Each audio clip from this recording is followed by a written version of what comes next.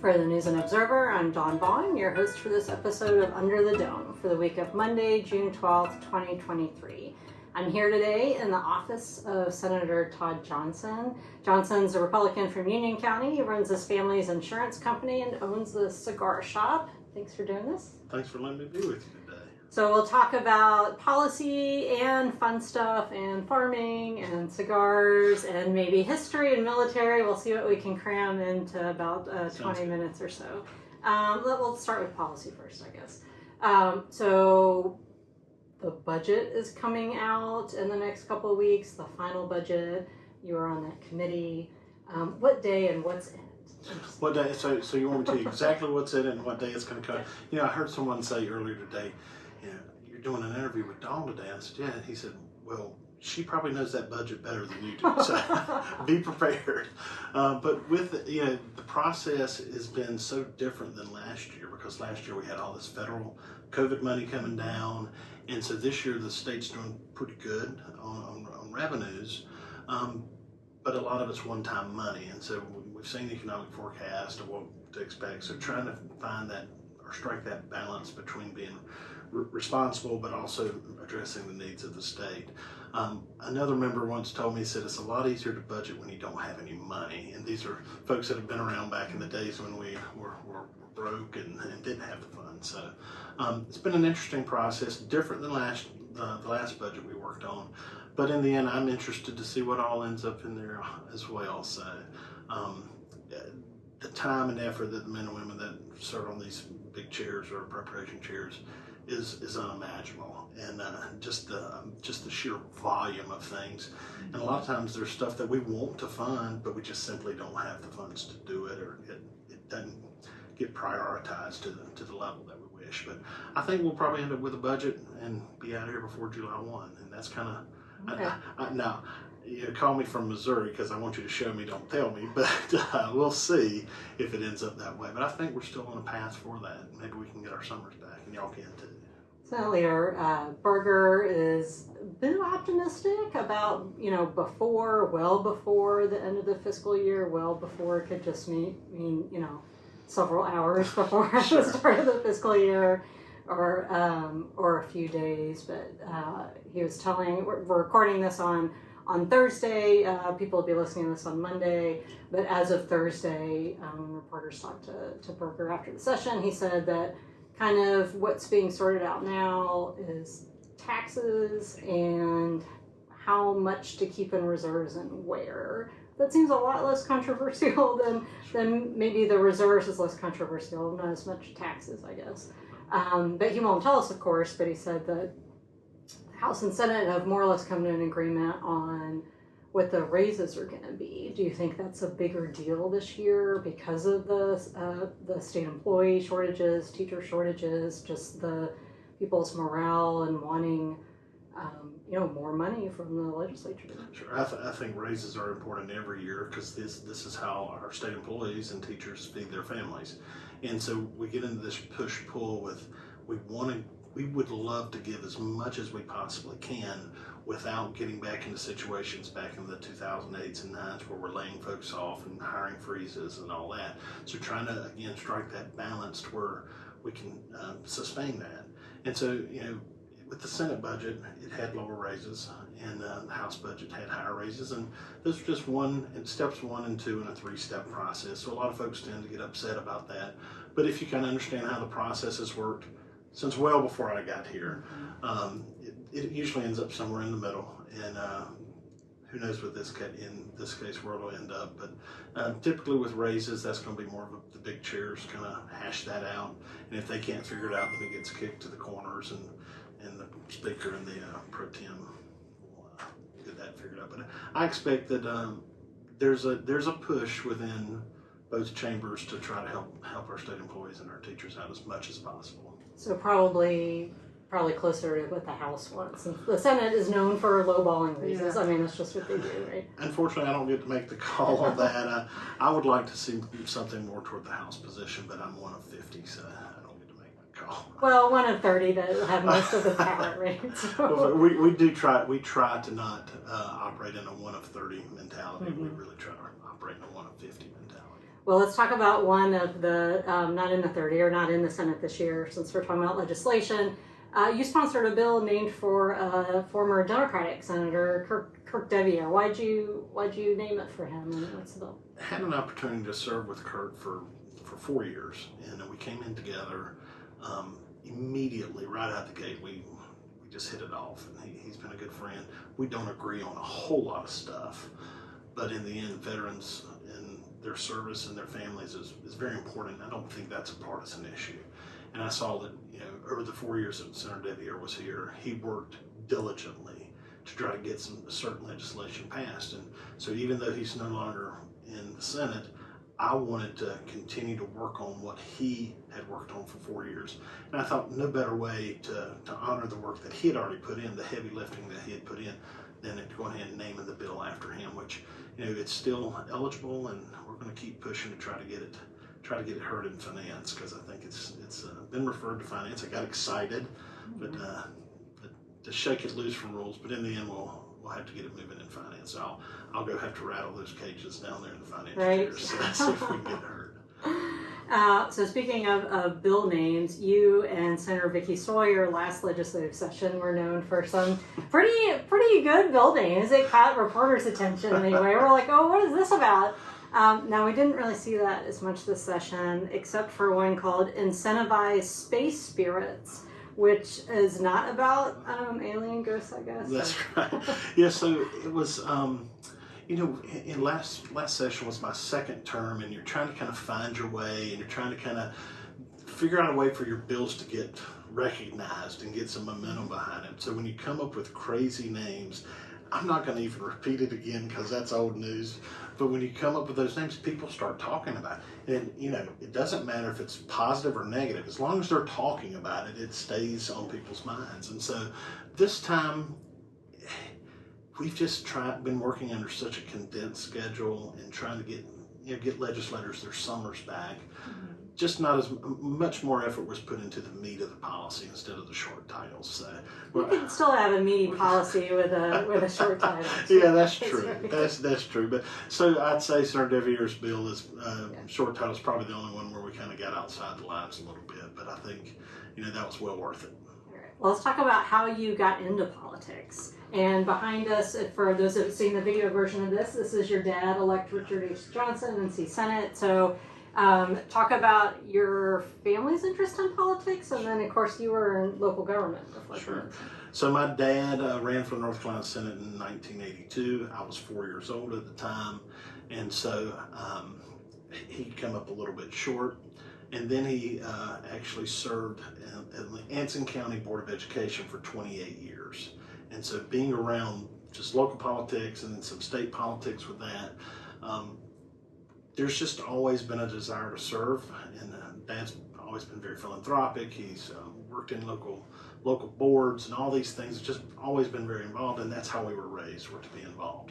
And so I remember in 2010, the county commissions in Union County, where I've lived for 20 plus years, someone reached out to me and said, "Hey, you need to consider running for county commission."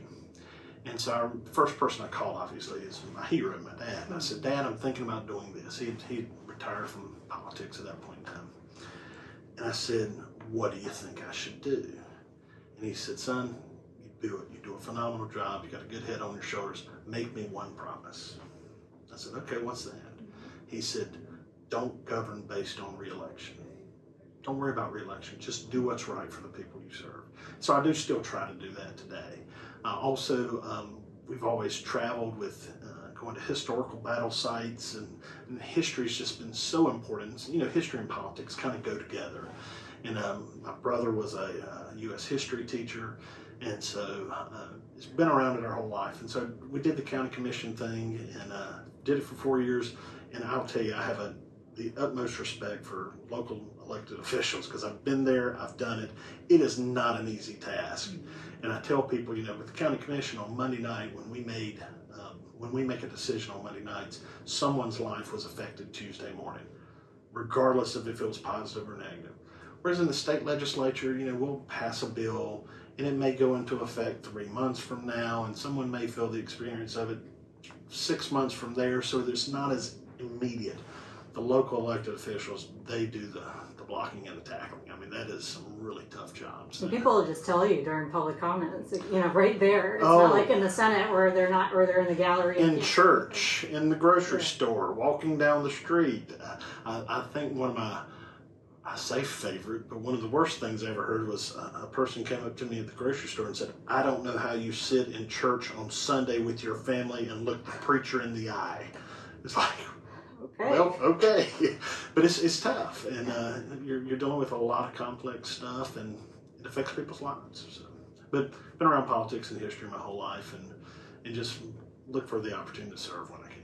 What did you respond? Do you remember? It hit me off guard, but I said, of course I would, because that's how Dad's always operated. He would just, on that board, 8-1 votes or 6-1. I can't remember if it was 7 or 9. Whenever. I mean, he would be the one sometimes, not to be an obstructionist, but if he didn't believe in it, he didn't worry about if that was going to cost him an election or not. What did your parents do for a living?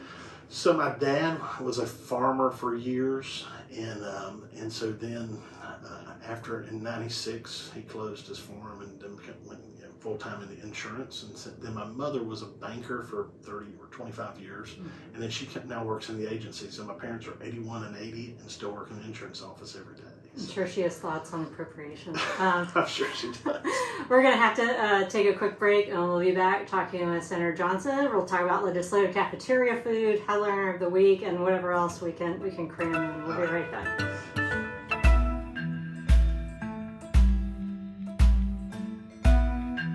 You're listening to Under the Dome. I'm News and Observer State Capitol Bureau Chief Dawn Vaughan, here with Senator Todd Johnson, a Union County Republican. We've talked about policy, about you growing up. Let's talk a little bit more about that. Your dad ran Winn-Dixie's at one point, or Winn-Dixie, is that right? And then also, let's talk about farming. Sure. So Dad was worked for the Winn-Dixie Corporation. He was the guy that they would bring in to a struggling store in some part of the region. So the last one that I think he was at was in Sanford, North Carolina. That was before I was born.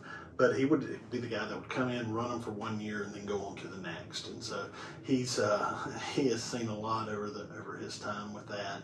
But it also taught him how to work with people and to work with employees and listen to employees. And so he's helped train me with that. And so you can still see those habits and see those actions in the work he does today, because he's 81 and still works every day. So. My dad only just recently retired in the past month or two, and he also just turned 80. So awesome. You and I have like a fair amount of things in common, including our love of history, which we were talking about before we started recording this podcast. We could probably do an all history podcast. But my colleagues would tell you that I would be down with that anytime. Sometimes they start rolling their eyes when I start talking about history. So. Coming soon, Under the Dome History Edition, 50,000 segments podcast. Let's talk about. There's so much that I could, and we'll circle back to history another time, I think.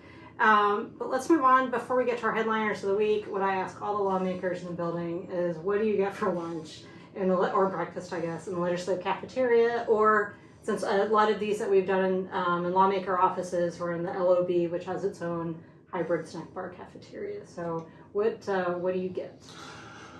So this is a little open-ended because I was hoping you'd say, what's my favorite thing? Okay, what's your favorite? Okay, what's my favorite thing? So I was thinking of all the delicious treats that they serve at the legislative cafeteria. And the one thing I could finally determine that I actually enjoyed eating is the mixed fruit jelly. And that sounds really strange, but that should also put into perspective what I think about a lot of the other stuff that's served. Now, mixed fruit jelly is the jelly that everyone wonders, who eats that? Because most people want the grape or they want the strawberry. But they always have that third one that no one eats. And it's like, who eats that? Well, I'm the guy that eats that. So Christy, who is she's the lady who serves in the legislators' dining area, and she's out there. And she takes great care of us, but she always makes sure that I have a little jar of mixed fruit jelly there. So I'll get a little biscuit or a roll, and I'll put that mixed fruit. That's my favorite cafeteria item. Like, is it like Jell-O? It's in the same packs as grape and strawberry, but this one is mixed fruit. And no one okay. eats. Just regular jelly. Regular but the flavor jelly. is mixed fruit. The flavor is mixed fruit. I've and that's never my seen favorite. that before. Yeah, it's really, really good. Legislative cafeteria exclusive. And I know where they keep it. It's hidden, and I know where they hide it at. So if you want to know, come see me. It's sort of like if you get the honey mustard in the snack bar, like you have to ask for it, and it's in the fridge, and it does cost 60 cents extra. I think, so. Well, and they're still losing money in the cafeteria. So. I mean, it's taxpayer subsidized food. That's it's correct. a pretty good deal, I think. You know, only place that fish, chicken, beef, and pork all taste the same. No, I'm sorry, I shouldn't say that. They work hard. We all love the cafeteria, even though it's it's cafeteria food. It's a whole good shout out to K&W, which used to be in the Village District in Raleigh, that isn't around anymore. So at least we have the legislative cafeteria for our cafeteria needs. All right, let's move on to our picks for headliner of the week. Yours is more newsy and something we haven't mentioned yet, so you go first. It's got to be sports betting coming to North Carolina. It's folks who are on different sides of the issue. It's actually been pretty bipartisan in its support and bipartisan in its folks that are against it. And so it's going to be new and different for North Carolina. But in the end, I'm excited to see what happens. I think the bill sponsors did a phenomenal job in trying to craft it to where there's protections in place for the consumers, but also that the state can get some proceeds to address other needs of the state.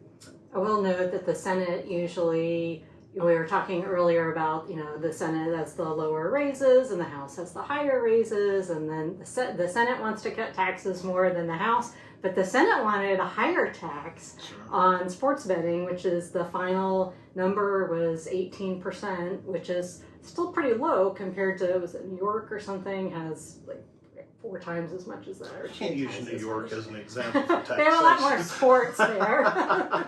Maybe there's a lot more gambling there. So a lot more taxes there in general. So what's your I guess it's a different question on sports. Who you think would win and be worth betting on versus who you root for? So who are your North Carolina teams? Chapel Hill grad, so I'm a Tar Heel through and through. I like the Panthers, but I like the 2015 Panthers, the one where we could enjoy watching them go to the Super Bowl. It's been tough watching them the last few years, but I'm excited to see what some of the changes they've made. And of course, the Hurricanes. We this was the year, and we had it, and then we just kind of ran into the buzzsaw when we played Florida. But in the end, I enjoy watching it. We're just blessed in North Carolina to have great sports and college, professional, and I even love minor league baseball too. It's fun to go to. Do you like the Bulls? Who's your team? Charlotte Knights, because I live down that way, so it's easier for me to go over there. Have you ever heard of this baseball team that you were talking about, jelly on biscuits? They're called the Montgomery Biscuits. Oh, I haven't, but I'm sure I would be a fan of them. I like biscuits. I assume it's me too. I assume it's Montgomery, Alabama. I don't even know. I just saw that there was a baseball team called the Biscuits, and I followed them on Twitter because their logo, their mascot is literally a biscuit. Wow. So I have to check them out. I'm like, okay, I'm on board with this. So, all right, my pick for headliner of the week is also newsy, but it kind of ties into history that we touched on a little bit. Maybe on another episode we'll talk more about that. And Senator Johnson and I were talking about our interest in military history too and different wars. So anyway, my headliner of the week is Fort Liberty, also known as Fort Bragg, which had its official name change this year. As we're recording this on Thursday, President Biden is coming down to check it out. And I guess this has been in the works of the DOD for at least the past year or whatever. So Fort Bragg for me was my best childhood memories. I lived there in 1st and 2nd grade. My dad was stationed there.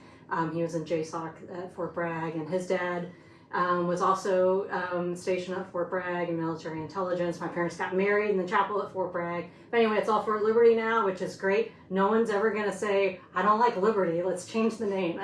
Some people criticize that it wasn't named after, a variety of other people. But again, no one's ever going to say, not Fort Liberty anymore, because I think we all agree we like Liberty. I think that's sure. So, all right. Well, thanks so much for being on. We'll talk only about history next time, or something else. I'm looking forward to that. Or mixed fruit jelly. Hey, go try some mixed fruit jelly. I'm telling you, it'll change your life. All right, I'm Dawn Vaughan with Senator Johnson for the News and Observer. Thanks for listening, and we'll talk to you next time.